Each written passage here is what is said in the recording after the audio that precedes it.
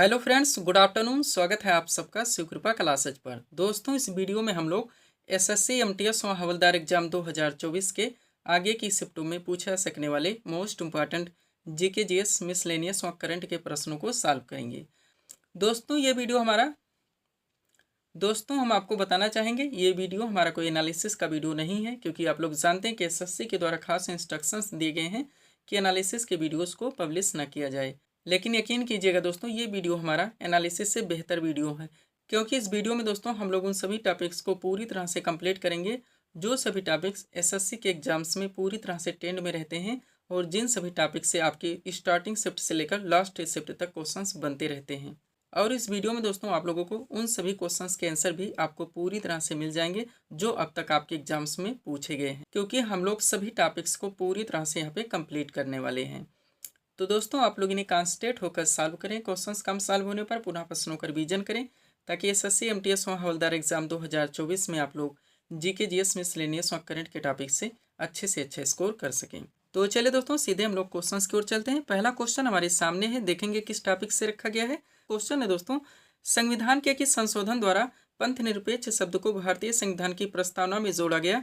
Correct answer होगा वो 42वां संविधान संशोधन था, जो कि 1976 में किया गया था। फर्स्ट क्वेश्चन हमारा किस टॉपिक से लगा है दोस्तों, भारतीय संविधान संशोधन को लेकर आया, साथ में 42वें संविधान संशोधन की बात हुई। तो आप जानते हैं दोस्तों, भारतीय संविधान के मोस्ट में जितने भी संशोधन हुए, इसके साथ आपका 42वां संविधान संशोधन, जहां से बहुत सारे क्वेश्चंस, बहुत सारे फैक्ट निकलते हैं जो कि आपके एग्जाम में ऑलरेडी पूछे जाते हैं, वह कंटिन्यू रिपीट होते रहते हैं। तो सब कुछ पूरी तरह से कलेक्ट करके दोस्तों सीट आपके सामने लगा दी गई है। अगर इस सीट को आप लोग अच्छे से प्रिपेयर रखते हैं तो आपको अपने एग्जाम्स के लिए बहुत सारे क्वेश्चंस एक साथ क्लियर रहेंगे। तो चलिए दोस्तों, इस मोस्ट इंपॉर्टेंट टॉपिक्स को हम लोग पूरी तरह से कंप्लीट करना शुरू करते हैं। क्वेश्चन था हमारा, संविधान के किस संशोधन द्वारा पंथ निरपेक्ष शब्द को भारतीय संविधान की प्रस्तावना में जोड़ा गया। करेक्ट आंसर होगा वो 42वां संविधान संशोधन था, जो कि 1976 में किया गया था। अब इस सीट को थोड़ा सा अपने सामने करेंगे। देखिए दोस्तों, इंपॉर्टेंट पॉइंट्स के जरिए इस टॉपिक्स को पूरी तरह से कंप्लीट किया गया है। तो चलिए शुरू करते हैं हम लोग। पहला पॉइंट है हमारा, पंथ निरपेक्ष शब्द 42वें संविधान संशोधन अधिनियम 1976 के द्वारा प्रस्तावना में जोड़ा गया। इसी संशोधन अधिनियम के तहत समाजवादी और अखंडता शब्द भी भारतीय संविधान की प्रस्तावना में जोड़े गए।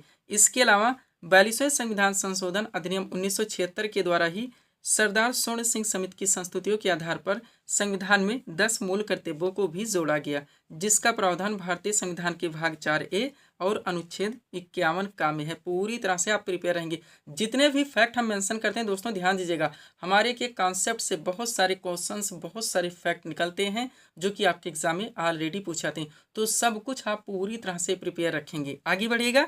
86वें संविधान संशोधन 2002 के द्वारा एक मूल कर्तव्य बढ़ा दिया गया।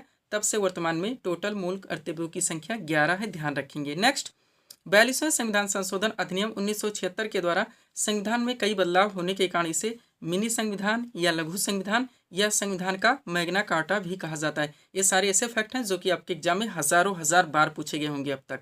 आगे बढ़िएगा। पॉइंट है आपका, भारतीय संविधान में वर्णित मूल अधिकार यूएसए के संविधान से वह मूल कर्तव्य रूस यानी कि पूर्व सोवियत संघ के संविधान से लिया गया। सब कुछ आपको पूरी तरह से प्रिपेयर रखेंगे। हर टॉपिक्स दोस्तों जहाँ पे हमारे द्वारा उठाए जाते हैं, हर ट्रेंड से वहीं पे उनको पूरी तरह से प्रिपेयर कर दिया जाता है। अब देखिएगा दोस्तों, पॉइंट है हमारा, भारतीय संविधान के महत्वपूर्ण संशोधन, जितने भी इंपॉर्टेंट संशोधन हुए सब कुछ हम लोग पूरी तरह से कंप्लीट करेंगे। स्टार्ट करते हैं दोस्तों। पहले संशोधन की बात की जाए कि जो कि 1951 में किया गया। इस संशोधन के द्वारा 9वीं अनुसूची को संविधान में शामिल किया गया। अब यहीं से ध्यान रखेंगे कि मूल संविधान में 8 अनुसूचियां थी टोटल। नेक्स्ट, 21वां संशोधन की बात की जाए जो कि 1967 में किया गया। इस संशोधन के द्वारा 8वीं अनुसूची में सिंधी भाषा को जोड़ा गया। नेक्स्ट, 24वां संशोधन जो कि 1971 में किया गया। इस संशोधन के द्वारा संसद को मौलिक अधिकारों सहित संविधान के किसी भी भाग में संशोधन का अधिकार दे दिया गया। पूरी तरह से आप प्रिपेयर रखेंगे। सब कुछ आपके पीडीएफ में पूरी तरह से मेंशन है, जो आपके एग्जाम में दोस्तों 75 नंबर्स का वेटेज है। और आप जान चुके होंगे दोस्तों कि ये पीडीएफ हमारा 100% आपके एग्जाम्स में सक्सेसफुल चल रहा है। आगे बढ़िएगा। डायरेक्ट 44वां संविधान संशोधन की बात करेंगे जो कि 1978 में किया गया। 42वां ऑलरेडी हम लोग देख ही चुके हैं। तो दोस्तों, इस संशोधन के द्वारा संपत्ति के अधिकार को मूल अधिकार से हटाकर एक विधिक अधिकार यानी कि एक कानूनी अधिकार बना दिया गया और अनुच्छेद 300 का में जोड़ दिया गया। ध्यान रखेंगे आप लोग। आगे बढ़िएगा।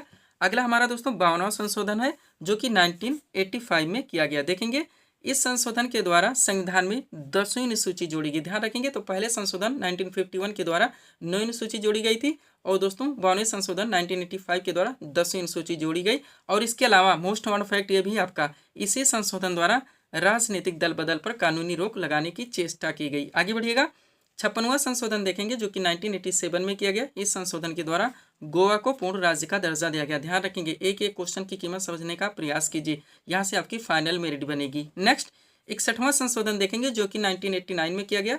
इस संशोधन के द्वारा मताधिकार के लिए न्यूनतम आयु 21 वर्ष से घटाकर 18 वर्ष कर दी गई। आगे बढ़ेंगे, 65वां संशोधन देखेंगे जो कि 1990 में किया गया।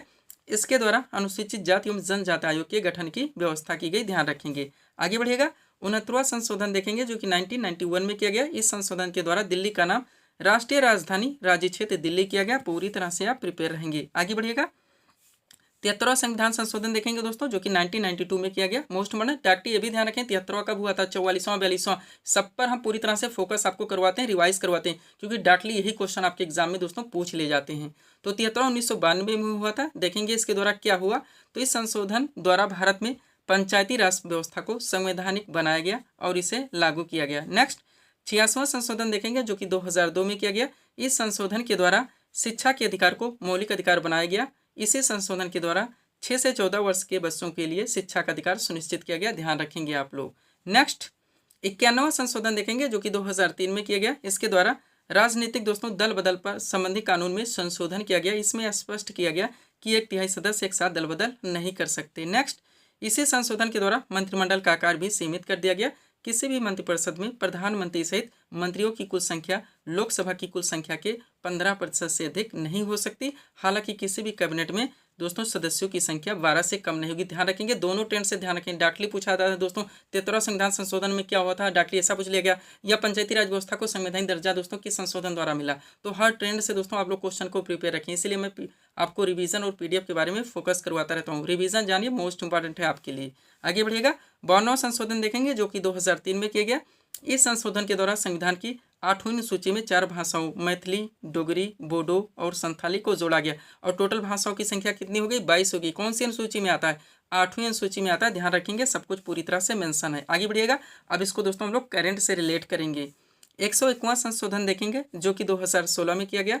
संविधान के दोस्तों 101वें संशोधन अधिनियम के द्वारा वस्तु एवं सेवा कर यानी जीएसटी आप लोग जानते हैं, गुड्स एंड सर्विसेज टैक्स को लागू करके अप्रत्यक्ष कर, ये भी ध्यान रखें। जीएसटी कैसा टैक्स है, इनडायरेक्ट टैक्स है, यानी कि अप्रत्यक्ष कर है। तो अप्रत्यक्ष कर प्रणाली के सरलीकरण की व्यवस्था हासिल की गई।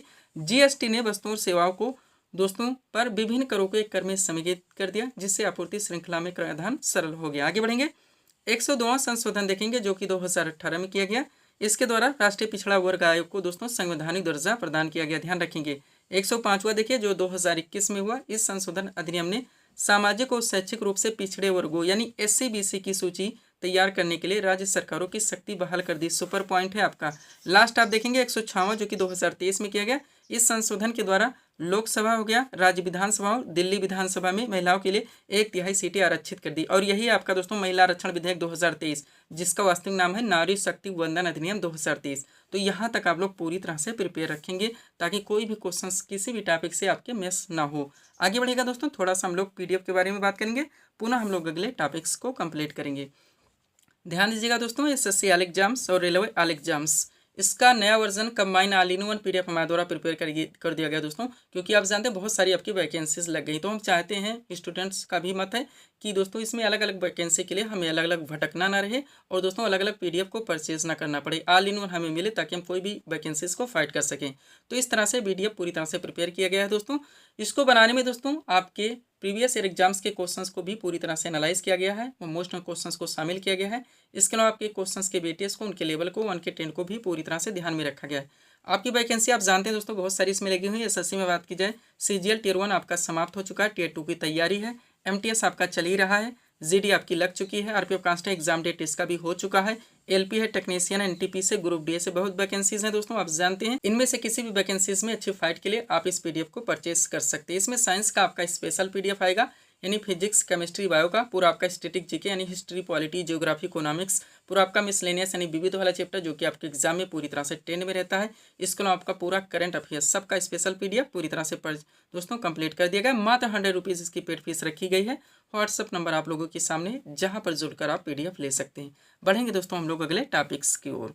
अगला क्वेश्चन दोस्तों आपके सामने है, देखेंगे किस टॉपिक से रखा गया। क्वेश्चन है हमारा, त्रिशूरपुरम उत्सव किस राज्य में मनाया जाता है? केरल में। शायद कोई फैक्ट इसमें होगा दोस्तों जो SSC का या रेलवे का कोई भी एग्जाम्स हो उसमें मिस हो जाए या रिपीट ना हो। इसमें से बहुत सारे फैक्ट आपको मिलेंगे क्वेश्चन दोस्तों जो कि कम से कम 10 बार तक पूछ लिए आते हैं। आप देखेंगे इसी में से आपके हर शिफ्ट में ऑलरेडी क्वेश्चन बनते रहते हैं, चाहे आपका MTS हो, CGL हो, CHSL हो, GD हो या RPF हो, कोई भी, और कंटिन्यू दोस्तों रिपीट होते रहते हैं। तो इस सीट को अगर आप पूरी तरह से प्रिपेयर रखते हैं, भारत के प्रमुख मेले, उत्सव, त्यौहार और पर्व से रिलेटेड कोई भी क्वेश्चंस आपके मिस नहीं हो सकते। ऑल इन वन पूरी तरह से दोस्तों ये कंप्लीट PDF की सीट है आपकी। चलिए शुरू करते हैं। एक लोक नृत्य का है, वो अलग है। क्वेश्चन क्या था दोस्तों हमारा, त्रिशूरपुरम उत्सव किस राज्य में मनाया जाता है? करेक्ट आंसर होगा केरल में। टॉपिक है आपका भारत के प्रमुख मेले, उत्सव और त्यौहार। देखेंगे, स्टार्ट करते हैं। सबसे पहले ओणम उत्सव और त्रिशूरपुरम उत्सव दोनों ध्यान रखेंगे, मोस्ट इंपॉर्टेंट है। ये केरल में मनाया जाता है या आयोजित किया जाता है। आगे जगन्नाथपुरी रथ यात्रा महोत्सव जो कि ओडिशा में आयोजित किया जाता है। वांगला महोत्सव दोस्तों आपका मेघालय में मनाया जाता है। हार्नबिल महोत्सव दोस्तों नागालैंड में मनाया जाता है। लोसर महोत्सव लद्दाख में मनाया जाता है। गणगौर महोत्सव और घूमर ये राजस्थान में आयोजित किया जाता है। हरेला पर्व आपका उत्तराखंड में मनाया जाता है। जल्लीकट्टू त्यौहार नववर्ष पुथांडु ये तमिलनाडु में मनाया जाता है। सांग महोत्सव हरियाणा में आयोजित किया जाता है। संगई महोत्सव लाई हरौबा ये मणिपुर में आयोजित किया जाता है। उगादि पर्व कंबाला उत्सव और यक्षगान ध्यान रखेंगे ये कर्नाटक में मनाया जाता है। इसके साथ बिहुला महोत्सव आपका बिहार में मनाया जाता है। फ्लेमिंगो त्यौहार आंध्र प्रदेश में आयोजित किया जाता है। अंबुबाची त्यौहार, बिहू और नट पूजा ये असम में आयोजित किया जाता है। मांडू महोत्सव दोस्तों मध्य प्रदेश में मनाया जाता है। रासलीला, नौटंकी और चरकुला ये उत्तर प्रदेश में मनाया जाता है। राउफ दमाली ये जम्मू कश्मीर में आयोजित किया जाता है। गिद्धा हो गया, भांगड़ा हो गया, धमाल हो गया और बैसाखी ये पंजाब में मनाया जाता है। गरबा डांडिया आपका गुजरात में आयोजित किया जाता है। बाउल और जात्रा पश्चिम बंगाल में मनाया जाता है। रावत नाच, सुआ नाच, कर्मा और सैलाई छत्तीसगढ़ में मनाया जाता है। इतना दोस्तों आप लोगों को अच्छे से प्रिपेयर रखने ही होंगे अगर SSC और रेलवे से रिलेटेड कोई भी एग्जाम्स में आप फाइट करना चाहते हैं। आपके हर शिफ्ट में दोस्तों यहाँ से क्वेश्चंस बनते रहते हैं। बढ़ेंगे दोस्तों हम लोग अगले टॉपिक्स की ओर। PDF की अगली सीट दोस्तों आपके सामने देखेंगे। क्वेश्चन क्या हमारा, घूमर किस राज्य का प्रसिद्ध लोक नृत्य है? करेक्ट आंसर होगा राजस्थान का। क्वेश्चन किस टॉपिक से लग गया दोस्तों? लोक नृत्य। क्योंकि हम लोग दोस्तों साथ में भारत के प्रमुख मेले उत्सव त्यौहार कवर किए थे, तो हम चाहते हैं दोस्तों यहीं पे आप लोक नृत्य को भी पूरी तरह से कंप्लीट कर लीजिए। ये दोनों सीट अगर आप अच्छे से रिवाइज रखते हैं, किसी भी ट्रेंड से दोस्तों यहाँ से क्वेश्चन बनते हैं, आपके क्वेश्चन कभी मिस नहीं हो सकते। तो चलिए दोस्तों इस मोस्ट वन टॉपिक्स को हम लोग पूरी तरह से कंप्लीट करना शुरू करते हैं। क्वेश्चन क्या था हमारा, घूमर किस राज्य का प्रसिद्ध लोक नृत्य है? करेक्ट आंसर होगा राजस्थान का। टॉपिक है आपका भारतीय राज्यों के प्रमुख लोक नृत्य। चलिए सीट को थोड़ा सा अपने सामने करते हैं, देखिएगा। एक तरफ दोस्तों इसमें राज्यों के नाम दिए गए हैं, दूसरी तरफ प्रमुख लोक नृत्य के नाम दिए गए हैं। स्टार्ट करते हैं। बात की जाए असम की, तो यहाँ के जो मोस्ट वन लोक नृत्य हैं दोस्तों, बिहू का आप सुकर आपका रहेगा, ये आप जानते हैं। इसके अलावा खेल गोपाल, महारास, नट पूजा, झुमरा और बिछुआ ये भी आप लोग इसमें अपडेट रखेंगे। झारखंड से संबंधित लोक नृत्य देखेंगे तो छऊ आपका सुपर रहेगा। कटघोड़वा, धोबिया, कर्मा और सरहुल ये मोस्ट इंपॉर्टेंट सारे के सारे हैं, यानी पांचों हैं। आगे बढ़िएगा। बिहार के आप लोक नृत्य देखेंगे दोस्तों तो बरुआ वखाइन हो गया, सोहराई हो गया, झिझिया हो गया, धोबिया हो गया, लौंडा हो गया, जट जटिन हो गया, कटघोड़वा हो गया। पूरी तरह से आप प्रिपेयर रहेंगे। अब इसमें आपके दोस्तों झारखंड और बिहार के कुछ लोग नृत्य आपस में मिलते हैं, क्योंकि राज्यों का बंटवारा हुआ था आप लोग जानते हैं, तो कल्चर थोड़ा बहुत मिलेगा। तो क्वेश्चन के ऑप्शन जो दिए जाते हैं वो क्लियर दिए जाते हैं, इसलिए आपको कन्फ्यूजन क्रिएट नहीं करनी है। राजस्थान के आप लोग ने देखेंगे कठपुतली, घूमर, पनिहारी, गणगौर ये चारों मोस्ट इंपॉर्टेंट है। इसमें बगरिया और तेराताली और आप अपडेट रखेंगे। गुजरात के लोक नृत्य गरबा डांडिया का दोस्तों पारंपरिक लोक नृत्य है ही, इसमें गणपत भजन आप और ऐड कर लीजिए। पश्चिम बंगाल के लोक नृत्य देखेंगे जात्रा, बाउल, काठी, ढाली और मरसिया ये 5 लोक नृत्य दोस्तों पश्चिम बंगाल के हैं। एक बात बताना चाहेंगे दोस्तों, काफ़ी लोग मैसेजेस करते हैं कि मुझे केवल दोस्तों इसी वीडियोस की PDF चाहिए, तो ऐसा PDF आपको नहीं मिल पाएगा, क्योंकि दोस्तों ये एडिटिंग से बना, जो हमने सारे PDF दोस्तों इसके रेडी किए हैं, उसी में से दोस्तों मोस्ट इंपॉर्टेंट टॉपिक्स को हम यहाँ पे आपको दोस्तों रिवाइज करवाते हैं। तो आपका टोटल एक साथ आएगा, क्योंकि उसी में से दोस्तों आपके PDF से ही एडिटिंग करके सारे वीडियोस बनाए जाते हैं, क्योंकि हमने उन सभी टॉपिक्स को पूरी तरह से कंप्लीट कर रखा है जहाँ जहाँ से आपके MTS के स्टार्ट से लेकर लास्ट स्टेप तक क्वेश्चंस बनते रहेंगे। तो आप इस बात समझने का प्रयास कीजिए। आगे बढ़ेंगे। महाराष्ट्र के लोक नृत्य की बात की जाए दोस्तों तो लावड़ी है, तमाशा है, बोहदा है, मौनी है, लेजम है, दही कला है और गौरीचा है। इतने लोक नृत्य के नाम आप पूरी तरह से ध्यान रखेंगे। तो इसका टोटल पीडीएफ यानी आपका पूरा साइंस स्पेशल, पूरा स्टैटिक जेके और मिसलेनियस स्पेशल और करंट स्पेशल का दोस्तों एक साथ आएगा। और एक दो पीडीएफ से दोस्तों कुछ होने वाला भी नहीं, ये भी आप लोग जानते हैं। चलिए आगे बढ़ते हैं। केरल के लोक नृत्य देखेंगे दोस्तों तो आपका ओट्टम हो गया, थुलाल हो गया, काली अट्टम हो गया और मारामोन हो गया। उत्तराखंड के लोक नृत्य देखेंगे चोफला हो गया, कजरी हो गया, झोटा हो गया, चाचरी हो गया। कर्नाटक के लोक नृत्य देखेंगे तो यक्षगान, करगा और कुनीता, इसमें यक्षगान आपका सुपर रहता है। मध्य प्रदेश के देखेंगे तो पंडुआनी हो गया, मुंदड़ी हो गया, गौड़ो हो गया और चैत हो गया। छत्तीसगढ़ के लोक नृत्य देखेंगे सुआ, रावत नाच और डागला, तीनों मोस्ट इंपॉर्टेंट रहते हैं। उत्तर प्रदेश के सारे मोस्ट इंपॉर्टेंट हैं, रासलीला, नौटंकी, चरकुला, छपेली, कजरी और झूला। हिमाचल प्रदेश के देखेंगे तो जयंती, जद्दा आपका मोस्ट इंपॉर्टेंट, छारुआ, डांगी और सांगला। पंजाब व हरियाणा के एक साथ देखेंगे गिद्धा, भांगड़ा, धमाल, तीनों के तीनों सुपर हैं, ये भी ध्यान रखेंगे। आगे बढ़िएगा। अगला आपका क्या दोस्तों, मेघालय के लोक नृत्य देखेंगे तो लाहो हो गया, वांगला हो गया, दोनों मोस्ट इंपॉर्टेंट। नागालैंड के देखेंगे दोस्तों तो चोंग हो गया, खैवा हो गया, कुमी नागा हो गया। जम्मू कश्मीर के राउफ, दमाली, हिका, तीनों सुपर हैं। अरुणाचल प्रदेश के मुखौटा, मोपिन, सोलिंग, लोसार और चोकुम, ये आपका मोस्ट इंपॉर्टेंट है। इनमें से 40 से 50 अगर आप पूरी तरह से दोस्तों भारत के प्रमुख मूल्य, उत्सव, त्यौहार, लोक नृत्य को मिला के अगर अपडेट रखते हैं, इतना ही दोस्तों पूरी तरह से प्रिपेयर, अगर कन्फ्यूजन नहीं होती तो भी एनालिसिस करके आप अपने क्वेश्चन के आंसर पूरी तरह से निकाल सकते हैं, यानी आपके क्वेश्चन मिस नहीं हो सकते। पीडीएफ के बारे में ऑलरेडी हम आपको बता चुके हैं दोस्तों। सबको SSC all exam, railway all exams all in one नया वर्जन कंबाइंड पीडीएफ पूरी तरह से प्रिपेयर। इसके अलावा बिहार एसएससी के बारे में बताना चाहेंगे दोस्तों। 10+2 2023 जो अभी तक एग्जाम नहीं हो पाया है, इसका हमारे द्वारा नया वर्जन पीडीएफ फिर से रेडी कर दिया गया है, ध्यान रखेंगे। और यूपी ट्रिपल एस से विभिन्न वैकेंसीज के दोस्तों जीके जीएस पूरी तरह से दोस्तों बड़े लेवल पर, और यूपी स्पेशल में स्टैटिक व करंट के नए वर्जन पीडीएफ को भी पूरी तरह से प्रिपेयर किया गया है। बढ़ेंगे दोस्तों हम लोग अगले क्वेश्चन की ओर। अगला क्वेश्चन हमारा किस टॉपिक से लगा है देखेंगे हम लोग। क्वेश्चन है दोस्तों, बेसबॉल खेल किस परिसर या मैदान पर खेला जाता है? करेक्ट आंसर होगा डायमंड पर। टॉपिक क्या दोस्तों, विभिन्न जो खेल है दोस्तों कहाँ पे खेले जाते हैं, किस परिसर मैदान पे। आपका छोटा सा टॉपिक है, इजी सा टॉपिक है, लेकिन ट्रेंडिंग टॉपिक का क्वेश्चन ऑलरेडी बनते रहते हैं, तो इसको भी आप लोग पूरी तरह से प्रिपेयर रखने का प्रयास कीजिए। एक एक क्वेश्चन की कीमत आप लोग जानते हैं। चलिए शुरू करते हैं। क्वेश्चन था हमारा, बेसबॉल खेल किस परिसर या मैदान पर खेला जाता है? करेक्ट आंसर होगा डायमंड पर। अब एक तरफ विभिन्न खेलों के नाम दिए गए हैं, दूसरी तरफ दोस्तों परिसर व मैदान के नाम दिए गए हैं। बात की जाए क्रिकेट की तो इसके दो ऑप्शन आते हैं, पिच और फील्ड, दोनों ध्यान रखेंगे। फुटबॉल दोस्तों ये फील्ड में खेला जाता है, हॉकी दोस्तों फील्ड में खिलाता है, और लॉन टेनिस आपका कोर्ट में खिलाता है। कैसे भी करके कोई ट्रिक लगा के या बार बार रट्टा मार के या पीडीएफ लेके अंडरलाइन लगा के दोस्तों रिवाइज करके आप इसको पूरी तरह से याद रखेंगे। पीडीएफ भी इस फॉर्मेट में रेडी किया गया है कि पढ़ने में भी आपको दोस्तों पूरी तरह से अच्छा लगेगा और याद भी आपको दोस्तों होते चले जाएंगे। चलिए शुरू करते हैं। टेबल टेनिस की बात की जाए तो ये बोर्ड में खिलाता है, बैडमिंटन आपका कोर्ट में खिलाता है, बास्केटबॉल आपका कोर्ट में खिलाता है, और वॉलीबॉल भी आपका कोर्ट में खिलाता है।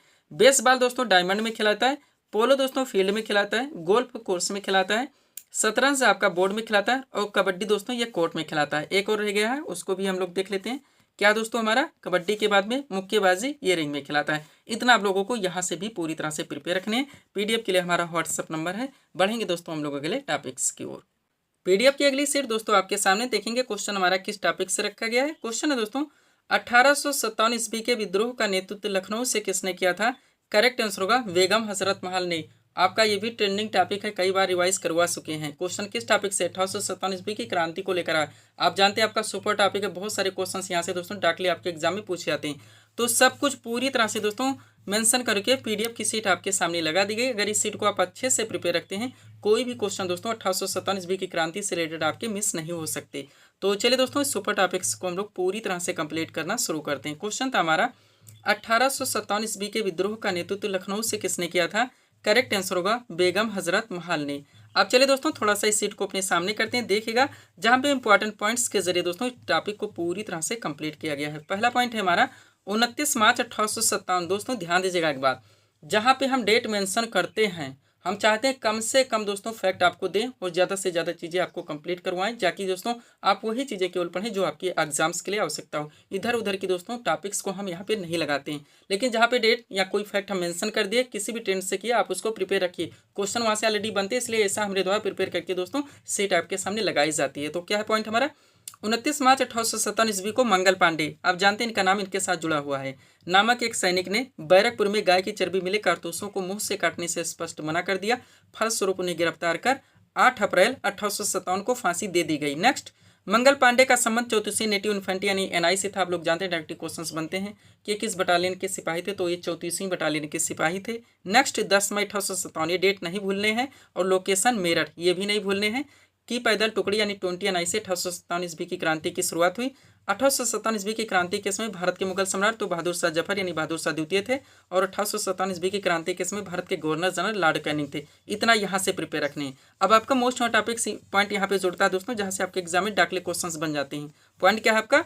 1857 ईस्वी की महान क्रांति के प्रमुख केंद्र और संबंधित नेतृत्व करता। आप जानते हैं डायरेक्टली पूछा था, तो चलिए इसको प्रिपेयर कीजिए। क्या दोस्तों, बात की जाए दिल्ली से, तो दिल्ली से 1857 ईस्वी के विद्रोह का नेतृत्व किसने किया था? बहादुर शाह जफर ने। और वक्त खान ने सैन्य नेतृत्व किया था, ये भी ध्यान रखेंगे। कानपुर से बात की जाए तो नाना साहब ने दोस्तों इस विद्रोह का नेतृत्व किया था, और तात्या टोपे ने सैन्य नेतृत्व किया था।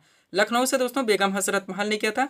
झांसी से रानी लक्ष्मीबाई ने किया था। इलाहाबाद से लियाकत अली ने किया था। जगदीशपुर से कुंवर सिंह ने किया था। बरेली से खान बहादुर खान ने किया था। फैजियाबाद से मौलवी अबदुल्ला ने किया था। और फतेहपुर से अजीमुल्ला ने किया था। इतना आपको यहाँ से प्रिपेयर रखना है। पीडीएफ के लिए व्हाट्सअप नंबर है। चलते हैं हम लोग दोस्तों अगले टॉपिक्स की ओर। अगला क्वेश्चन आपके सामने दोस्तों, देखेंगे किस टॉपिक से रखा गया। क्वेश्चन हमारा, संयुक्त राष्ट्र संघ यानी कि यूएनओ की स्थापना कब हुई थी? करेक्ट आंसर होगा 24 अक्टूबर 1945 को। क्वेश्चन किस टॉपिक से लेकर दोस्तों? यूएनओ को लेकर। आप जानते हैं दोस्तों यूएनओ की स्थापना, विभिन्न ब्रांचेज, उनकी स्थापना, उनके मुख्यालय, यानी बहुत सारे क्वेश्चंस, बहुत सारे फैक्ट यहाँ से उठते हैं जो कि आपके एग्जाम में पूरी तरह से पूछे जाते हैं। A to Z यानी कि 100% हर फैक्ट को हर ट्रेंड से दोस्तों मेंशन करके पीडीएफ की सीट आपके सामने लगा दी गई। अगर इस सीट को आप लोग अच्छे से प्रिपेयर रखते हैं तो बहुत सारे क्वेश्चंस आपको आपके एग्जाम्स के लिए पूरी तरह से क्लियर रहेंगे। चलिए शुरू करते हैं हम लोग। क्वेश्चन था हमारा, संयुक्त राष्ट्र संघ यानी कि यूएनओ की स्थापना कब हुई थी? करेक्ट आंसर होगा 24 अक्टूबर 1945 ईस्वी को। अब नोट के जरिए दोस्तों एक एक फैक्ट को आप लोग पूरी तरह से प्रिपेयर करेंगे। चलिए शुरू करते हैं। पॉइंट है दोस्तों, संयुक्त राष्ट्र संघ यानी कि यूएनओ की स्थापना 24 अक्टूबर 1945 को हुई थी। इसका मुख्यालय न्यूयॉर्क, संयुक्त राज्य अमेरिका में स्थित है। आगे बढ़ेंगे। संयुक्त राष्ट्र संघ की कार्यकारी भाषाएं अंग्रेजी एवं फ्रेंच हैं, तथा दोस्तों चीनी हो गया, रूसी यानी कि रसियन, अरबी व दोस्तों स्पेनिश इसकी अन्य मान्यता प्राप्त भाषाएं। आगे बढ़ेंगे। संयुक्त राष्ट्र संघ के 6 प्रमुख अंग हैं, महासभा, सुरक्षा परिषद, आर्थिक एवं सामाजिक परिषद, परन्यास परिषद, अंतर्राष्ट्रीय न्यायालय तथा सचिवालय। इनमें अंतर्राष्ट्रीय न्यायालय को छोड़कर अन्य सभी का मुख्यालय न्यूयॉर्क, संयुक्त राज्य अमेरिका में है। अंतर्राष्ट्रीय न्यायालय का मुख्यालय द हेग, नीदरलैंड में है। इस तरह से मेंशन किया गया दोस्तों पीडीएफ में। आप पढ़ते चले जाएं, आराम से सब कुछ याद होते चले जाएं। आगे बढ़िएगा। अंतर्राष्ट्रीय शांति एवं सुरक्षा बनाए रखने की जिम्मेदारी सुरक्षा परिषद की। इनमें 15 सदस्य होते हैं, जिनमें 5 स्थायी तथा 10 अस्थायी सदस्य होते हैं। 5 स्थायी सदस्य संयुक्त राज्य अमेरिका, रूस है, फ्रांस है, चीन है तथा ब्रिटेन है। इन्हें किसी भी मसले पर वीटो का अधिकार प्राप्त है। ध्यान रखेंगे, करंट से थोड़ा सा अपडेट कीजिए। वर्तमान में संयुक्त राष्ट्र संघ के सदस्यों की संख्या 193 है। इसका नवीनतम सदस्य दक्षिणी सूडान है। पूरी तरह से आपको प्रिपेयर रखनी। अब चलिए, ये आपका पॉइंट जुड़ता है दोस्तों। क्या है आपका पॉइंट? संयुक्त राष्ट्र संघ के विशिष्ट सहयोगी संगठन, जितनी इनकी ब्रांचेस हैं दोस्तों, जिनके इनके सहयोगी संगठन है, आप जानते हैं डायरेक्टली क्वेश्चन पूछा था इनका मुख्यालय कहाँ पर है, स्थापना कब हुई थी। तो दोनों चीजें पूरी तरह से प्रिपेयर करके परफेक्ट सीट आपके सामने लगाई गई है। इस सीट को आपको पूरी तरह से प्रिपेयर रखनी है। चलिए शुरू करते हैं। कुछ पॉइंट क्या है आपका? संयुक्त राष्ट्र संघ के विशिष्ट सहयोगी संगठन, सबसे पहले संगठन के नाम, फिर स्थापना वर्ष, फिर मुख्यालय। बात की जाए अंतर्राष्ट्रीय श्रम संगठन यानी आईएलओ की, तो इसकी स्थापना 1919 में हुई थी। मुख्यालय जेनेवा, स्विट्जरलैंड में है। राष्ट्रीय खाद्य दोस्तों, संयुक्त राष्ट्र खाद्य एवं कृषि संगठन मोस्ट वन है, एफएओ की बात हो रही। स्थापना 1945 में हुई थी। मुख्यालय रोम, इटली में। इसके बाद में दोस्तों आपको इधर उधर भटकने की कोई आवश्यकता नहीं, कुछ भी मिस नहीं किया था। अंतर्राष्ट्रीय मुद्रा कोष यानी IMF की बात की जाए, 1945 में स्थापना। मुख्यालय वाशिंगटन डीसी। वाशिंगटन डीसी का पूरा नाम क्या है? Washington District of Columbia. ये भी आप लोग ध्यान रखिए। अंतर्राष्ट्रीय पुनर्निर्माण एवं विकास बैंक की बात की जाए, स्थापना 1945 में। मुख्यालय वाशिंगटन डीसी। यूनेस्को, इसका फुल फॉर्म जरूर ध्यान रखिए, UNESCO यानी कि United Nations Educational, Scientific and Cultural Organization. संयुक्त राष्ट्र शैक्षिक, वैज्ञानिक एवं सांस्कृतिक संगठन। करंट में सब कुछ अपडेट किया गया है। 1945 में इसकी स्थापना हुई थी। मुख्यालय फ्रांस की राजधानी पेरिस में। विश्व स्वास्थ्य संगठन WHO की बात की जाए, 1948 में इसकी स्थापना हुई थी। मुख्यालय इसका जेनेवा, स्विट्जरलैंड में है। पूरी तरह से आपको ध्यान रखनी है। आगे बढ़िएगा। अगला फैक्ट आपका क्या दोस्तों? अंतर्राष्ट्रीय दूर संचार संघ की बात की जाए, स्थापना 1961 में हुई थी। मुख्यालय जेनेवा, स्विट्जरलैंड में है। यूनिसेफ मोस्ट इंपोर्टेंट रहता है, 1946 में स्थापना हुई थी। न्यूयॉर्क यूएसए में इसका मुख्यालय है। इसका फुल फॉर्म आप लोग कमेंट करके बताएं, यूनिसेफ का क्या होता है। अंतर्राष्ट्रीय परमाणु ऊर्जा उपकरण, स्थापना 1957 में। मुख्यालय वियना, ऑस्ट्रिया में है। अंतर्राष्ट्रीय नागरिक उड्डयन संस्थान की स्थापना 1944 में हुई थी, मुख्यालय मॉन्ट्रियल कनाडा में है। विश्व मौसम विज्ञान संगठन यानी INMO की बात की जाए, इसकी स्थापना 1951 में हुई थी, मुख्यालय जेनेवा स्विट्जरलैंड में। ये था दोस्तों आपका UNO से पूरा टॉपिक। अब इसके साथ एक टॉपिक दोस्तों जुड़ जाता है, हम चाहते हैं इसको भी यहीं पे आप लोग पूरी तरह से प्रिपेयर रखें। पॉइंट क्या है आपका, प्रमुख अंतर्राष्ट्रीय जितने भी दोस्तों संगठन है उनके स्थापना एवं वर्ष, मुख्यालय, सब कुछ इसको आपको पूरी तरह से प्रिपेयर रखने। सबसे पहले संगठन है, स्थापना वर्ष और मुख्यालय। सबसे पहले राष्ट्रमंडल हजारों बार पूछा गया है, तो इसकी स्थापना 1949 में हुई थी, मुख्यालय लंदन UK में है। रेड क्रॉस की स्थापना दोस्तों 1863 में हुई थी, मुख्यालय जेनेवा स्विट्जरलैंड में है। इंटरपोल की स्थापना 1923 में हुई थी, मुख्यालय लियांस फ्रांस में।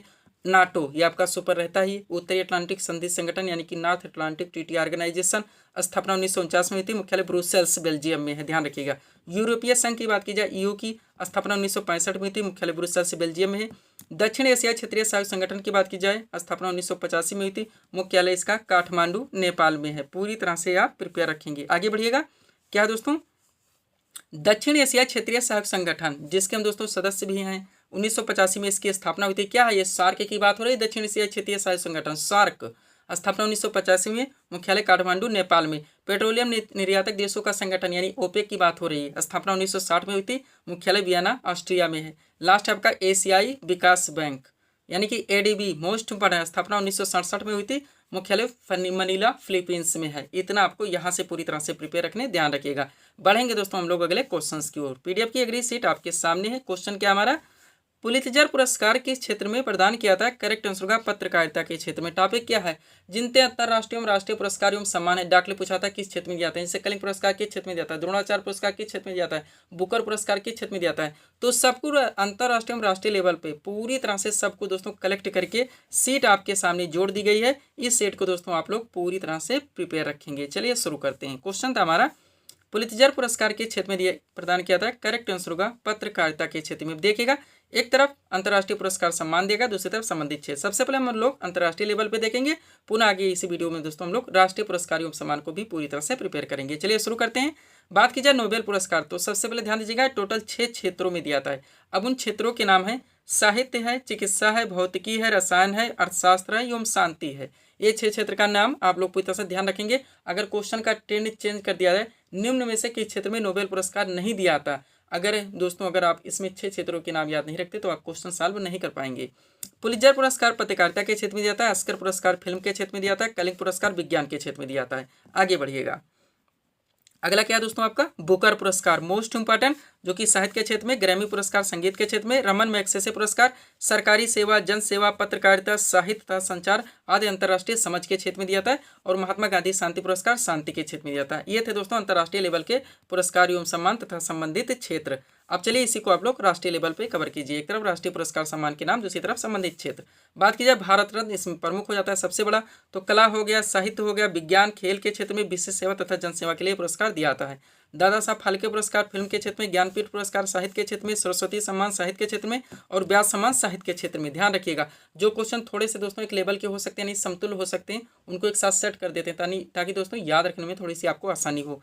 कबीर पुरस्कार सामाजिक सद्भाव के क्षेत्र में, द्रोणाचार्य पुरस्कार खेल प्रशिक्षण के क्षेत्र में दिया जाता है। हर टॉपिक्स को दोस्तों हम यहाँ पे पूरी तरह से आपको रिवाइज करवा देंगे। ज़्यादा से ज़्यादा कोशिश करेंगे कि टॉपिक्स ऐड कर दिए जाएँ PDF के इस वीडियो में। अगला आपका मेजर ध्यानचंद खेल रत्न पुरस्कार, जो कि खेल सराहनीय प्रदर्शन करने वाले खिलाड़ी को दिया जाता है। अर्जुन पुरस्कार खेल के क्षेत्र में, शांति स्वरूप भटनागर पुरस्कार विज्ञान के क्षेत्र में, धन्वंतरी पुरस्कार चिकित्सा के क्षेत्र में, बोलाग पुरस्कार किसी के पैदावार में दोस्तों उल्लेखनीय योगदान के लिए, चमेली देवी पुरस्कार पत्रकारिता के क्षेत्र में, गोविंद वल्लभ पंत पुरस्कार सर्वश्रेष्ठ सांसद को दिया था। इतना आपको यहाँ से पूरी तरह से प्रिपेयर रखने। PDF के लिए दोस्तों ये हमारा व्हाट्सअप नंबर लगा हुआ है। बढ़ेंगे दोस्तों हम लोग अगले टॉपिक्स की ओर। अगला टॉपिक भी हमारे सामने देख लेते हैं। क्वेश्चन क्या हमारा, जैन धर्म के 24वें एवं अंतिम तीर्थंकर कौन थे? करेक्ट आंसर का महावीर स्वामी। क्वेश्चन में ही क्लियर कर दिया गया कि जैन धर्म में टोटल 24 तीर्थंकर हुए थे। अब मोस्ट सीट आपके सामने जैन धर्म से आपका क्वेश्चन है, पूरा टॉपिक दोस्तों इसमें प्रिपेयर कर दिया गया है। चलिए शुरू करते हैं। क्वेश्चन था हमारा, जैन धर्म के 24वें एवं अंतिम तीर्थंकर कौन थे? करेक्ट आंसर का महावीर स्वामी। अब एक एक फैक्ट दोस्तों, एक एक पॉइंट आप लोग कॉन्सेंट्रेट होकर देखेंगे। पहला पॉइंट है, जैन धर्म के प्रथम तीर्थंकर ऋषभदेव थे, इन्हें इस धर्म का संस्थापक भी माना जाता है। नेक्स्ट, जैन धर्म में कुल 24 तीर्थंकर हुए। महावीर स्वामी जैन धर्म के 24वें तीर्थंकर थे। इन्हें जैन धर्म का वास्तविक संस्थापक माना जाता है। महावीर स्वामी का जन्म 540 ईसा पूर्व में कुंडग्राम वैशाली में हुआ था। इनके पिता का नाम सिद्धार्थ था, जो कि ज्ञात्रिक क्षत्रिय कुल के थे, और माता का नाम त्रिशला था, जो कि लिच्छवी शासक टेटा की बहन थी। वह महावीर स्वामी के पत्नी का नाम यशोदा था। ध्यान रखेंगे, A to Z जो भी टॉपिक्स उठाए जाते हैं कंप्लीट कर दिए जाते हैं। आगे बढ़िएगा। पॉइंट का आपका 23 वर्ष की आयु में महावीर स्वामी ने गृह त्याग किया। 42 वर्ष की अवस्था में जुरुमी ग्राम यानी कि ऋषपालिका नदी के किनारे 12 वर्ष की तपस्या के बाद में ज्ञान की प्राप्ति हुई इन्हें। महावीर स्वामी का महापरिनिर्वाण 468 ईसा पूर्व में पावापुरी में हो गया। नेक्स्ट, महावीर स्वामी ने 5 महाव्रतों के पालन का उपदेश दिया। 5 महाव्रत हैं, सत्य है, हिंसा है, स्तेय है, परिग्रह है, ब्रह्मचर्य के नाम जरूर ध्यान रखेंगे। इनमें से जो शुरू के 4 महाव्रत हैं दोस्तों, वो जैन धर्म के 23वें तीर्थंकर पार्श्वनाथ के थे। अंतिम महाव्रत दोस्तों ब्रह्मचर्य महावीर स्वामी के द्वारा जोड़ा गया था। नेक्स्ट, महावीर स्वामी ने अपने उपदेश प्राकृत भाषा में दिए। जैन धर्म अनिश्वरवादी, ध्यान रखेगा। कालांतर में जैन धर्म 2 संप्रदाय श्वेतांबर एवं दिगंबर में बढ़ गया। श्वेतांबर संप्रदाय के अनुयायी श्वेत वस्त्र धारण करते थे, जबकि दिगंबर संप्रदाय के अनुयायी वस्त्रों का परित्याग करते थे। पूरी तरह से प्रिपेयर रहेंगे। अब आप जानते हैं दोस्तों, जैन धर्म में 2 महासंगीतियों का आयोजन किया गया था, उनको आप लोग देख लीजिए। तो जैन धर्म की महासंगीतियां, संगीतियों के क्रम है, समय दिया गया है, स्थल और अध्यक्षता। बात की जाए प्रथम दोस्तों जैन संगीति की, तो इसका आयोजन 322 ईसा पूर्व से 298 ईसा पूर्व में पाटलपुत्र में स्थूलभद्र की अध्यक्षता में की गई थी। द्वितीय दोस्तों जैन संगीति की बात की जाए 512 ईस्वी में पल्लवी में देव ऋषि गढ़िया क्षमा शरणों की अध्यक्षता में की गई थी। इतना आपको यहाँ से प्रिपेयर रखने। अगला टॉपिक आपके सामने देखेंगे। क्वेश्चन क्या हमारा, आजाद हिंद फौज की स्थापना किसने और कब की थी? करेक्ट आंसर होगा रास बिहारी बोस ने 1942 में। देख लिए क्वेश्चन कैसे रखा गया दोस्तों, किसने और कब, यानी दोनों तरह के क्वेश्चन पूछे जाते हैं। डाकली पुल आता है दोस्तों। टॉपिक क्या आपका, पहले सामाजिक एवं धार्मिक आंदोलन एवं उनके समाज सुधारक। आप जानते हैं दोस्तों, डाकली पूछा जाता है ब्रह्म समाज की स्थापना किसने की थी, आर्य समाज की किसने की थी, सत्यशोधक समाज की किसने की थी, प्रार्थना समाज की किसने की थी, तत्वबोधिनी समाज की किसने की थी। तो दोस्तों सब कुछ पूरी तरह से प्रिपेयर करके संस्थापक के साथ साथ स्थापना वर्ष भी पूरी तरह से इसमें मेंशन कर दिया गया, यानी परफेक्ट सेट आपके सामने है।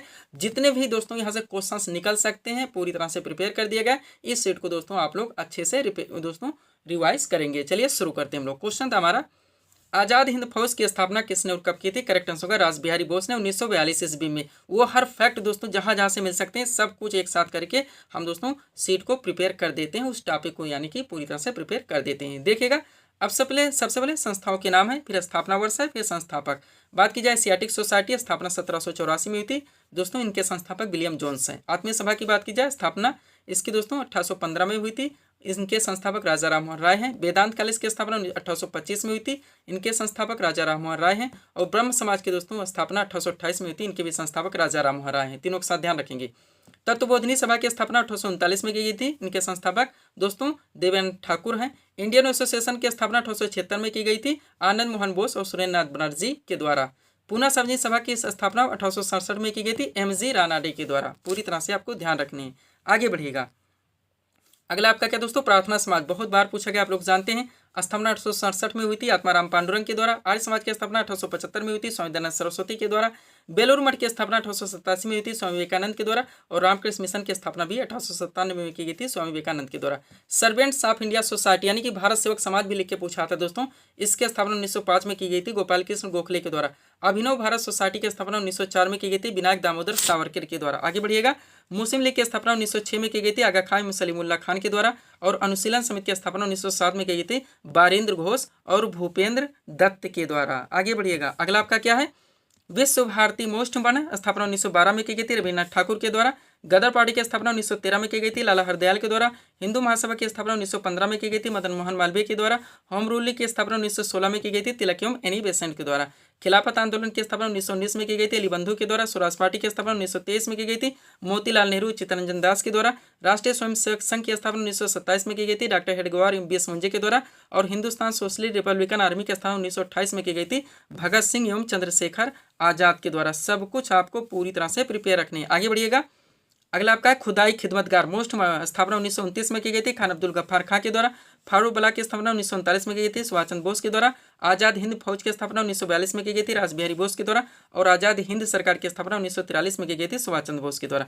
इतना दोस्तों आप लोगों को यहाँ से पूरी तरह से प्रिपेयर रखने हैं। आगे बढ़ेंगे, सब्सक्राइब करें आप हमारे स्टडी चैनल शिव कृपा क्लासेज को इसी तरह के वीडियोस के लिए। पीडीएफ की अगली सीट दोस्तों आपके सामने देखेंगे। क्वेश्चन हमारा किस टॉपिक से रखा गया है। क्वेश्चन है दोस्तों, महात्मा बुद्ध ने अपना प्रथम उपदेश कहाँ पर दिया था। करेक्ट आंसर होगा सारनाथ ऋषिपत्तनम में। क्वेश्चन हमारा किस टॉपिक से लग गया दोस्तों, बौद्ध धर्म से। आप जानते हैं ये भी आपका सुपर टॉपिक है, जैन धर्म ऑलरेडी आप लोग कलेक्ट कर चुके हैं। तो चलिएगा, सीट आपके सामने 100% टॉपिक से जितने भी क्वेश्चन, जितने भी फैक्ट बन सकते हैं, सब कुछ पूरी तरह से प्रिपेयर कर दिया गया है। आप इस सीट को दोस्तों अच्छे से रिवाइज करेंगे। चलिए शुरू करते हैं हम लोग। क्वेश्चन था हमारा, महात्मा बुद्ध ने अपना प्रथम उपदेश कहाँ पर दिया था। करेक्ट आंसर होगा सारनाथ ऋषिपत्तनम में। अब ये एक फैक्ट दोस्तों इस सीट के आप लोग पूरी तरह से कॉन्सेंट्रेट होकर देखेंगे। पहला पॉइंट है हमारा, गौतम बुद्ध का जन्म कपिलवस्तु के निकट लुम्बिनी में 563 ईसा पूर्व में हुआ था। नेक्स्ट, इनके पिता का नाम शुद्धोधन था जो कि सागगढ़ के प्रधान थे, और माता का नाम दोस्तों महामाया था जो कि कोलीगढ़ की राजकुमारी थी। महात्मा बुद्ध की पत्नी का नाम यशोदा और पुत्र का नाम राहुल था। आगे बढ़िएगा, महात्मा बुद्ध ने 29 वर्ष की आयु में गृह त्याग किया, जिसे बौद्ध ग्रंथों में महाभिनिष्क्रमण के नाम से जाना जाता है। नेक्स्ट, महात्मा बुद्ध को ज्ञान की प्राप्ति 35 वर्ष की अवस्था में उर्बेला रंजना नदी के किनारे हुई थी। आगे बढ़ेगा, महात्मा बुद्ध ने मल्ल गणराज्य की राजधानी कुशीनारा, जिसे वर्तमान कुशीनगर कहा जाता है, में 483 ईसा पूर्व में 80 वर्ष की अवस्था में शरीर त्याग दिया, जिसे बौद्ध ग्रंथों में महापरिनिर्वाण के नाम से जाना था। एक एक सेंटेंस से दोस्तों, एक एक कॉन्सेप्ट से बहुत सारे क्वेश्चन, बहुत सारे फैक्ट निकलते हैं, सब आप पूरी तरह से प्रिपेयर रखेंगे। आगे बढ़ेगा, गौतम बुद्ध ने अपना प्रथम उपदेश सारनाथ ऋषिपत्तनम में दिया, जिसे बौद्ध ग्रंथों में धर्म चक्र प्रवर्तन के नाम से जाना जाता है। आगे बढ़ेगा, बौद्ध धर्म अनीश्वरवादी तथा अनात्मवादी है। बुद्ध, संघ एवं धम्म, ये नहीं बोलेंगे, इनके 3 रत्न हैं। आगे, बौद्ध धर्म में सुप्त पिटक, विनय पिटक और अभ्धम पिटक को सामूहिक रूप से त्रिपिटक कहा जाता है। त्रिपिटक की भाषा पाली है, ये भी ध्यान रखिएगा। त्रिपिटक के तीनों खंड जरूर ध्यान रखें, सुप्त पिटक, विनय पिटक और उद्धम पिटक। क्वेश्चन का टेंस चेंज कर दे, निम्न में से कौन सा त्रिपिटक का खंड नहीं, भाग नहीं या अंग नहीं है। ऐसे में अगर आप तीनों पिटक के नाम याद नहीं रखते तो क्वेश्चन सॉल्व नहीं कर पाएंगे। और महात्मा बुद्ध ने अपने उपदेश पाली भाषा में दिए थे, ये भी ध्यान रखेंगे। कालांतर में कनिष्क के शासनकाल में बौद्ध धर्म का विभाजन हीनयान तथा महायान 2 शाखाओं में हो गया। हीनयान शाखा के अनुयायियों ने गौतम बुद्ध के मूल उपदेशों को स्वीकार किया, जबकि महायान शाखा के अनुयायियों ने बुद्ध की मूर्ति पूजा का प्रचलन शुरू किया। पूरी तरह से आप प्रिपेयर रहेंगे। अब बौद्ध धर्म की महासंगीति आप लोग जानते हैं, उनको आप लोग पूरी तरह से प्रिपेयर कीजिए। 4 महासंगीतियों का आयोजन इसमें हुआ था। देखिएगा पॉइंट हमारा बौद्ध धर्म की महासंगीतियाँ। चलिए शुरू करते हैं। बात की जाए दोस्तों प्रथम बौद्ध संगीति के आयोजन की, तो 483 ईसा पूर्व में राजगृह में अजातशत्रु के शासन काल में हुई थी। नेक्स्ट, द्वितीय बौद्ध संगीति का आयोजन 383 ईसा पूर्व में वैशाली में कालाशोक के शासन काल में हुई थी। तृतीय बौद्ध संगीति की बात की जाए दोस्तों, तो इसका आयोजन 250 ईसा पूर्व में कहाँ पे, तो पाटलिपुत्र में। किसके अध्यक्षता में, तो सम्राट अशोक के। और चतुर्थ बौद्ध संगीति का आयोजन दोस्तों 98 ईसा पूर्व में कुंडलवन में कनिष्क के शासन काल में हुई थी। ध्यान रखेंगे। अब चारों की अध्यक्षता किसने किसने की थी, ये भी आप लोग ध्यान लीजिए, क्वेश्चन पूछे जाते हैं बराबर। तो प्रथम बौद्ध संगीति की बात की जाए तो ये दोस्तों महाकश्यप की अध्यक्षता में। द्वितीय बौद्ध संगीति का आयोजन दोस्तों सर्वकामी या सब्बाकामी की अध्यक्षता में हुई थी।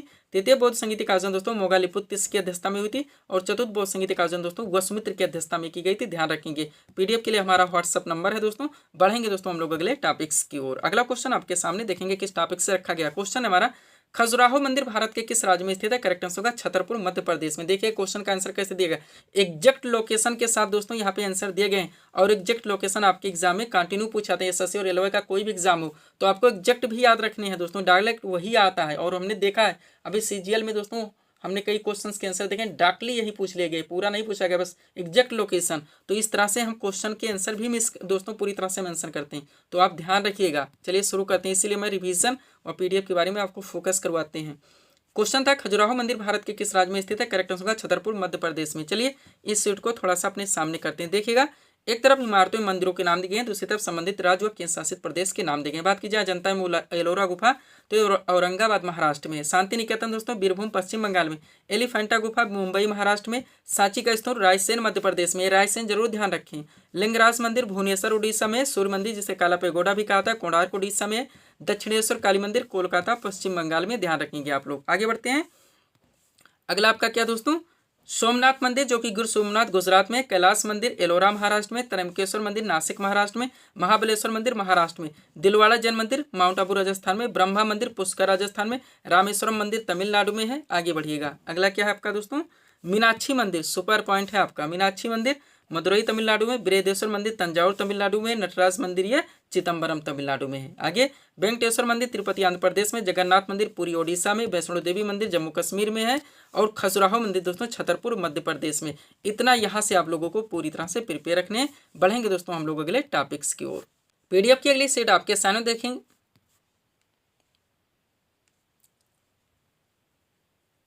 पीडीएफ की अगली सीट दोस्तों आपके सामने देखेंगे। क्वेश्चन क्या हमारा, कार्बेट राष्ट्रीय उद्यान भारत के किस राज्य में स्थित है? करेक्ट आंसर होगा नैनीताल उत्तराखंड में। क्वेश्चन हमारा किस टॉपिक से लग गया दोस्तों? भारत के जो महत्वपूर्ण राष्ट्रीय उद्यान है या राष्ट्रीय पार्क है या वन्यजीव अभ्यारण्य है, आप लोग जानते हैं डायरेक्ट क्वेश्चन पूछे जाते हैं कहाँ पे स्थित है, तो एग्जैक्ट लोकेशन के साथ ये भी दोस्तों टॉपिक आपका बनाया गया। यानी हम जानते हैं दोस्तों कि यहाँ से एग्जैक्ट लोकेशन पूछे जाते हैं, इसलिए सब कुछ मेंशन कर देते हैं। आप इसको दोस्तों एग्जैक्ट लोकेशन के साथ प्रिपेयर कीजिएगा। चलिए शुरू करते हैं। क्वेश्चन था हमारा, कार्बेट राष्ट्रीय उद्यान भारत के किस राज्य में स्थित है? तो नैनीताल उत्तराखंड में। अब कभी कभी ऑप्शन में केवल नैनीताल ही आ जाता है। अब देखिएगा दोस्तों, थोड़ा सा इस सीट को अपने सामने करते हैं। एक तरफ राष्ट्रीय उद्यान एवं वन्यजीव अभ्यारण्य के नाम दिए गए, दूसरी तरफ संबंधित स्थान। बात की जाए काजीरंगा राष्ट्रीय उद्यान तो जोरहाट असम में है। मानस वन्यजीव अभ्यारण्य बारपेटा असम में है। हजारीबाग राष्ट्रीय पार्क हजारीबाग झारखंड में। बेतला राष्ट्रीय पार्क पलामू झारखंड में। गिर राष्ट्रीय उद्यान दोस्तों जूनागढ़ गुजरात में है। आगे बढ़िएगा, बादीपुर राष्ट्रीय पार्क दोस्तों बादीपुर कर्नाटक में। केवलादेव पश्चिम बिहार, ये आपका भरतपुर राजस्थान में, ध्यान रखिएगा। आगे बढ़ते हैं। अगला हमारा क्या दोस्तों, सरिस्का वन्यजीव अभ्यारण्य मोस्ट इंपॉर्टेंट अलवर राजस्थान में। दाचीगाम वन्यजीव अभ्यारण्य श्रीनगर जम्मू कश्मीर में है। कान्हा राष्ट्रीय उद्यान बालाघाट मध्य प्रदेश में। सिमलीपाल राष्ट्रीय उद्यान ये मयूरभंज उड़ीसा में। दुधवा राष्ट्रीय उद्यान लखीमपुर खीरी उत्तर प्रदेश में है। कार्बेट राष्ट्रीय उद्यान नैनीताल उत्तराखंड में। पेरियार वन्यजीव अभ्यारण्य इडुक्की केरल में है। शरावती वन्यजीव अभ्यारण्य दोस्तों शिवमोगा कर्नाटक में है। आगे बढ़ेंगे। अगला हमारा क्या दोस्तों, शरावती के बाद में नंदा देवी पशु विहार मोस्ट इंपॉर्टेंट जो कि चमेली उत्तराखंड में है। चंद्रप्रभा वन्यजीव अभ्यारण्य वाराणसी उत्तर प्रदेश में। रणथंभौर वन्यजीव अभ्यारण्य सवाई माधोपुर राजस्थान में। कैमूर वन्यजीव अभ्यारण्य बिहार में है। सतपुड़ा राष्ट्रीय उद्यान सीहोम सरगुजा मध्य प्रदेश में। और पंचमढ़ी वन्यजीव अभ्यारण्य आपका होशंगाबाद मध्य प्रदेश में है। इतना यहाँ से आप लोगों को पूरी तरह से प्रिपेयर रखने। पीडीएफ के लिए हमारा व्हाट्सअप नंबर लगा हुआ है। बढ़ेंगे दोस्तों हम लोगों के लिए टॉपिक्स की ओर। उम्मीद करते हैं वो सारे क्वेश्चंस के आंसर आप लोगों को कंटिन्यू मिल रहे होंगे दोस्तों, जो अब तक आपके एग्जाम में पूछे गए, क्योंकि टॉपिक वाइज वो सारे टॉपिक्स आपके पूरी तरह से यहाँ पे कंप्लीट करवाए जा रहे हैं। पीडीएफ की अगली सीट दोस्तों आपके सामने है। देखेंगे क्वेश्चन हमारा किस टॉपिक से लगाया गया। क्वेश्चन है दोस्तों, फरक्का परियोजना किस नदी पर संचालित है? करेक्ट आंसर होगा गंगा नदी पर। क्वेश्चन किस टॉपिक से लगा है दोस्तों? जो नदी घाटी परियोजना है, बहुउद्देशीय परियोजना है, जल विद्युत परियोजना है। आप लोग जानते हैं डायरेक्टली क्वेश्चन पूछे जाते हैं, दो तरह से यहाँ से क्वेश्चन बनते हैं। एक दोस्तों किस राज्य में स्थित है या किस नदी या नदियों के संगम पर संचालित है। तो दोनों ट्रेंड से क्वेश्चन को प्रिपेयर करके सीट आपके सामने लगा दी गई। इस सीट को दोस्तों आप लोग अच्छे से रिवाइज करेंगे। चलिए शुरू करते हैं हम लोग। क्वेश्चन था हमारा, फरक्का परियोजना किस नदी पर संचालित है? करेक्ट आंसर होगा गंगा नदी पर। थोड़ा सा और भी फास्ट चलने के लिए सोच रहे हैं दोस्तों, क्योंकि अभी कई टॉपिक्स को हम चाहते हैं। अभी जनरल साइंस का कोई टॉपिक आपका ऐड नहीं हो पाया है, क्योंकि अभी दोस्तों जीके में बहुत सारे टॉपिक्स पड़े हुए हैं। चलिए शुरू करते हैं। थोड़ा सा दोस्तों इस सीट को अपने सामने करेंगे। देखिएगा, सबसे पहले दोस्तों इसमें नदी घाटी एवं बहुउद्देशीय परियोजनाओं के नाम देंगे। दूसरी तरफ पहले, उसके बाद में दोस्तों राज्यों के शासित प्रदेश के नाम जहाँ पे लोकेटेड है यानी स्थित है, और किस नदी या नदियों के संगम पर संचालित है ये भी मेंशन है। स्टार्ट करते हैं दोस्तों। बात की जाए भीमा परियोजना की तो आपका महाराष्ट्र में स्थित है। पवना एवं कृष्णा नदियों के संगम पर संचालित है। हीराकुड जल विद्युत परियोजना दोस्तों आपका ओडिशा में पड़ता है, जो कि महानदी पर स्थित है। सरदार सरोवर परियोजना दोस्तों आपका गुजरात में पड़ता है, जो कि नर्मदा नदी पर संचालित है। इंदिरा गांधी नहर परियोजना दोस्तों राजस्थान में पड़ता है, जो कि सतलज और ब्यास के संगम पर संचालित है। फरक्का परियोजना पश्चिम बंगाल में स्थित है, जो कि गंगा नदी पर संचालित है। दामोदर घाटी परियोजना आपका झारखंड में पड़ता है, जो कि दामोदर नदी पर संचालित है। इडुक्की परियोजना दोस्तों आपका केरल में पड़ता है, जो कि पेरियार नदी पर संचालित है। ध्यान रखेंगे आप लोग। आगे बढ़ते हैं। अगला है क्या दोस्तों आपका, भाखड़ा नांगल परियोजना मोस्ट इंपॉर्टेंट, जो कि पंजाब में पड़ता है, सतलज नदी पर संचालित है। सोन परियोजना बिहार में पड़ता है, सोन नदी पर संचालित है। काकरापार परियोजना गुजरात सूरत में पड़ता है, ये ताप्ती नदी पर संचालित है। गांधी सागर परियोजना मध्य प्रदेश में पड़ता है, चंबल नदी पर संचालित है। राणा प्रताप सागर परियोजना राजस्थान में पड़ता है, चंबल नदी पर संचालित है। जवाहर सागर परियोजना राजस्थान में पड़ता है, चंबल नदी पर संचालित है। ध्यान रखेंगे। माता टीलाबाद परियोजना उत्तर प्रदेश मध्य प्रदेश दोनों क्षेत्रों में पड़ जाता है, बेतवा नदी पर संचालित है। टेहरीबाद परियोजना आपका उत्तराखंड में पड़ता है, भागीरथी एवं भेलांगना नदी के संगम पर संचालित है। बहुत बार पूछा गया है। आगे बढ़ेंगे। नागार्जुन सागर परियोजना की बात की जाए आंध्र प्रदेश में पड़ता है, कृष्णा नदी पर संचालित है। तुंगभद्रा परियोजना आंध्र प्रदेश एवं कर्नाटक दोनों क्षेत्रों में पड़ जाता है, तुंगभद्रा नदी पर संचालित है। थीनबाद दोस्तों पंजाब में पड़ता है, रावी नदी पर संचालित है। और सलाल पनबिजली परियोजना जम्मू कश्मीर पड़ता है, चिनाब नदी पर संचालित है। इतना यहाँ से आप लोगों को पूरी तरह से प्रिपेयर करना है। पीडीएफ का व्हाट्सअप नंबर है। बढ़ते हम लोग अगले टॉपिक्स की ओर। पीडीएफ की अगली सीट दोस्तों आपके सामने है। क्वेश्चन देखेंगे हमारा किस टॉपिक से रखा गया है। क्वेश्चन है दोस्तों, गुलाम वंश की स्थापना किसने की थी? करेक्ट आंसर होगा कुतुबुद्दीन ऐबक ने। टॉपिक क्या दोस्तों आपका, जितने महत्वपूर्ण ऐतिहासिक राजवंश एवं उनकी राजधानी दोनों चीजें मेंशन की गई। डायरेक्टली क्वेश्चन बनते हैं। आप लोग जानते हैं मौर्य साम्राज्य की स्थापना किसने की थी, तो इसे करके जितने भी हैं स्थापना के साथ साथ दोस्तों उनकी राजधानी भी मेंशन की गई, यानी ये भी आपकी परफेक्ट सीट यहाँ पे लगाई गई है। आप देखेंगे दोस्तों बहुत सारे क्वेश्चन इसमें से पूछे जा चुके होंगे, बहुत सारे रिपीट हुई होंगे और बहुत सारे दोस्तों लास्ट शिफ्ट तक पूछे जाते रहेंगे। तो हर सीट को दोस्तों जितने भी हम प्रिपेयर करवाते हैं आप सब कुछ पूरी तरह से रिवाइज करने का प्रयास करें। सब कुछ आपके पीडीएफ में पूरी तरह से मेंशन है। सारे क्लासेस के वीडियोस के पीडीएफ भी हमारे द्वारा अभ्यर्थियों को दिए जा रहे हैं। चलिए शुरू करते हैं हम लोग। क्वेश्चन था हमारा, गुलाम वंश की स्थापना किसने की थी? करेक्ट आंसर होगा कुतुबुद्दीन ऐबक ने। टॉपिक है आपका ऐतिहासिक राजवंश एवं उनकी राजधानी। चलिए शुरू करते हैं हम लोग। देखिएगा सबसे पहले इसमें राजवंश के नाम दिए गए हैं, फिर संस्थापक के नाम, फिर राजधानी। बात की जाए हर्यक वंश तो इसकी स्थापना दोस्तों बिम्बिसार ने की थी, राजधानी इनकी राजगृह थी। शुशनाग वंश की स्थापना शुशनाग ने की थी, राजधानी की वैशाली थी। मौर्य वंश की स्थापना चंद्रगुप्त मौर्य ने थी, इनकी राजधानी पाटलिपुत्र थी। शुंग वंश की स्थापना पुष्यमित्र शुंग ने की थी, इनकी भी राजधानी पाटलिपुत्र थी। नेक्स्ट, गुलाम वंश की स्थापना कुतुबुद्दीन ऐबक ने की थी, इनकी राजधानी दिल्ली थी। संगम वंश की स्थापना हरिहर एवं बुक्का ने की थी, इनकी राजधानी विजयनगर थी। लोधी वंश की स्थापना बहलोल लोधी ने की थी, इनकी राजधानी दिल्ली थी। ध्यान रखेंगे आप लोग। आगे बढ़ते हैं। अगला क्या है दोस्तों हमारा, राष्ट्रकूट वंश मोस्ट वन। इसकी स्थापना दोस्तों दंत दुर्ग ने की थी, इनकी राजधानी मान्यखेड़ थी। पल्लव वंश के संस्थापक कौन थे? सिंह विष्णु थे, राजधानी की कांचीपुरम थी। चालुक्य वंश के संस्थापक पुलकेशिन प्रथम थे, दोस्तों इनकी राजधानी बादामी या वातपी, दोनों भी ऑप्शन में आ जाते हैं, ध्यान रखेंगे। गुलाम वंश के संस्थापक बाबर थे, इनकी राजधानी दिल्ली व आगरा दोनों थी। तुगलक वंश के संस्थापक गयासुद्दीन तुगलक थे, इनकी राजधानी दिल्ली थी। खिलजी वंश के संस्थापक जलालुद्दीन खिलजी थे, इनकी भी राजधानी दिल्ली थी। लोधी वंश के संस्थापक बहलोल लोधी थे, इनकी भी राजधानी दिल्ली थी। वर्धन वंश के संस्थापक पुष्यभूति थे, इनकी राजधानी थानेश्वर और कन्नौज दोनों थी। ध्यान रखेंगे आप लोग। आगे बढ़ते हैं। अगला क्या दोस्तों आपका, गुर्जर प्रतिहार वंश, जिनके संस्थापक नागभट्ट प्रथम थे, इनकी राजधानी कन्नौज थी। चौहान वंश के संस्थापक वासुदेव थे, इनकी राजधानी अजमेर थी। नंद वंश के संस्थापक महापन्नन थे, इनकी राजधानी पाटलिपुत्र थी। और सातवाहन वंश के संस्थापक सुमुख थे, इनकी राजधानी दोस्तों प्रतिष्ठान थी। यहाँ तक आप लोगों को इसको भी पूरी तरह से प्रिपेयर रखने, ताकि कोई भी क्वेश्चन किसी भी टॉपिक से आपका मिस ना हो सके। पीडीएफ के लिए व्हाट्सअप नंबर है। बढ़ते दोस्तों हम लोग अगले टॉपिक्स की ओर। अगला क्वेश्चन दोस्तों आपके सामने देखेंगे किस टॉपिक से रखा गया। क्वेश्चन है हमारा, राज्य के नीति निर्देशक तत्व यानी कि डीपीएसपी का वर्णन संविधान के किस भाग में? करेक्ट आंसर होगा भाग 4 में। क्वेश्चन किस टॉपिक से लग गया दोस्तों? राज्य के नीति निर्देशक तत्व यानी कि DPSP, direct principle of state policy. बहुत सारे प्रावधान दोस्तों यहाँ से आर्टिकल से पूछे आते हैं। मोस्ट वन आर्टिकल से क्वेश्चन आपके डीपीएसपी से निकलते हैं। तो सब कुछ A to Z दोस्तों सीट में आपके कलेक्ट कर लिया गया है। इस सीट को दोस्तों आपको अच्छे से प्रिपेयर रखने हैं। चलिए शुरू करते हैं हम लोग। क्वेश्चन था हमारा, राज्य के नीति निर्देशक तत्व यानी कि डीपीएसपी का वर्णन संविधान के किस भाग में? करेक्ट आंसर होगा भाग 4 में। अब देखिएगा इंपॉर्टेंट पॉइंट्स के जरिए डीपीएसपी को पूरी तरह से कंप्लीट किया गया। पहला पॉइंट है हमारा, राज्य के नीति निर्देशक तत्व यानी कि डीपीएसपी का वर्णन भारतीय संविधान के अनुच्छेद 36 से 51 तक है, जो कि संविधान का भाग 4 है। ध्यान रखेंगे। राज्य के नीति निर्देशक तत्व जनतांत्रिक संवैधानिक विकास के नवीनतम तत्व हैं, जिनका उद्देश्य जन कल्याणकारी राज्य की स्थापना करना। यही इतना फैक्ट दोस्तों हजारों बार पूछा गया होगा कॉन्सेप्चुअल क्वेश्चन कर करके। अब चलिए दोस्तों इसमें मोस्ट में जितने भी आर्टिकल से आपके क्वेश्चन बनते हैं उनको दोस्तों आप लोग अच्छे से कवर करेंगे। देखिएगा पॉइंट है हमारा, राज्य के नीति निर्देशक तत्व के महत्वपूर्ण अनुच्छेद व प्रावधान इस प्रकार है। चलिए शुरू करते हैं। दोनों टेंट से इसको ध्यान रखें, डायरेक्टली क्वेश्चन बन जाता है दोस्तों। कभी कभी आपके क्वेश्चन में डायरेक्ट आर्टिकल रख के आपके ऑप्शन में कॉन्सेप्ट रख के क्वेश्चन पूछे जाते हैं, जैसे दिया गया।